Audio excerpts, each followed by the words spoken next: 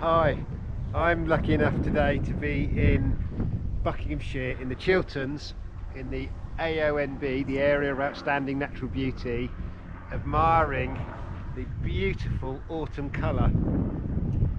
I'm on the edge of the escarpment, the chalk escarpment, and the fields are fringed by these extraordinary hedges that are just full of colour. It's incredible.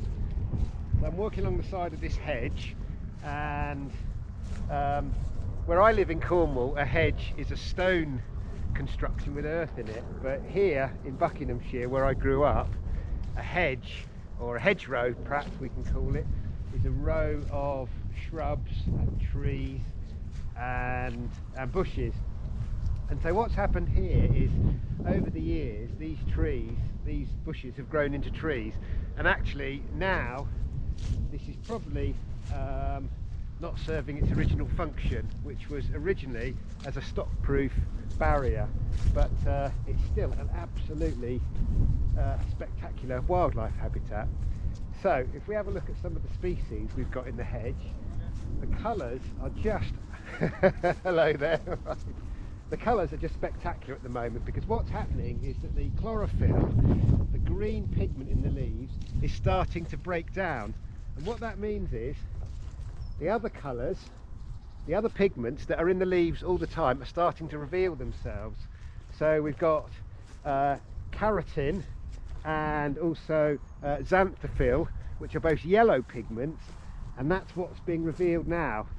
And also some of the leaves are starting to produce a new pigment, and this is a red pigment. So the reds, the oranges and the reds, come from a pigment called anthocyanin. And what's going on with the anthocyanin is that's actually acting like a kind of sunblock. Once the chlorophyll is gone, the leaves need to protect themselves from the strong sunlight, because the yellows are still photosynthesizing, but they can get damaged in strong sunlight. So what trees have we got? Well,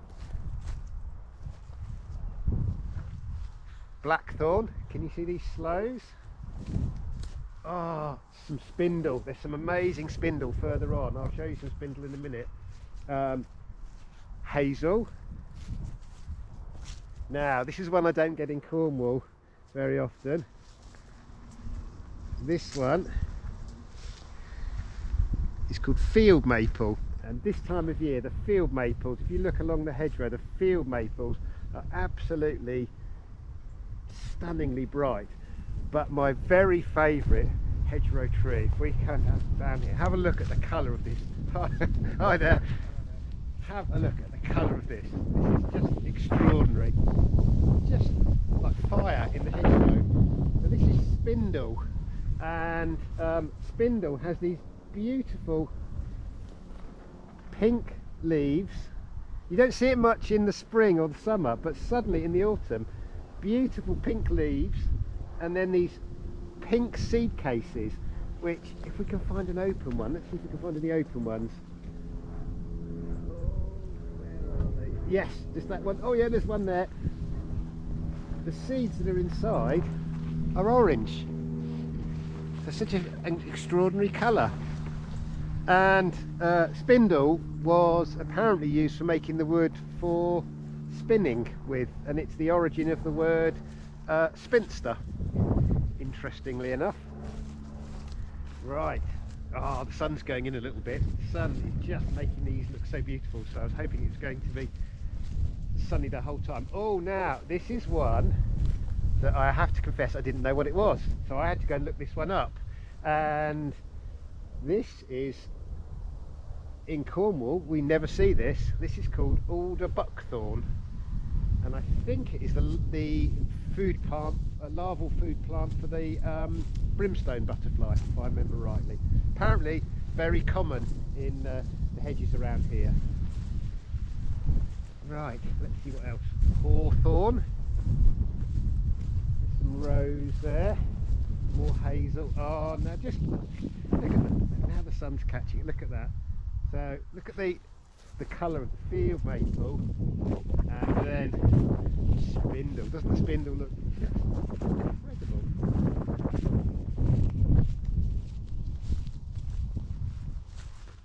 Beautiful.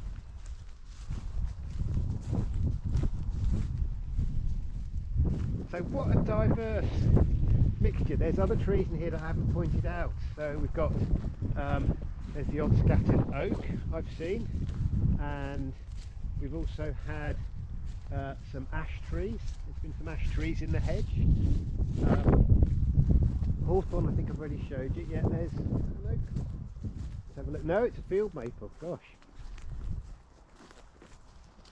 So I don't know how old this hedgerow is. Probably once upon a time this was the edge of an area of woodland, and a lot of these tree species occupy that edge habitat, and so perhaps another area of woodland was cleared and this was left as the boundary between these two areas. So I think that's one of the ideas for how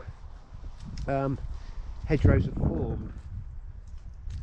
Now, what I'm hoping that you can see off in the distance are the beechwoods, and in a little while we're going to go into the beechwoods. Can you see off on the horizon there? That's the edge of the chalk escarpment, and oh, those red trees that you can see, a lot of those are the beeches, and they are absolutely magnificent. So I'm going to stop for a minute and we're going to head into a bit of the beechwoods, and I'm going to hopefully catch a little bit of film there. So see you in the beechwoods.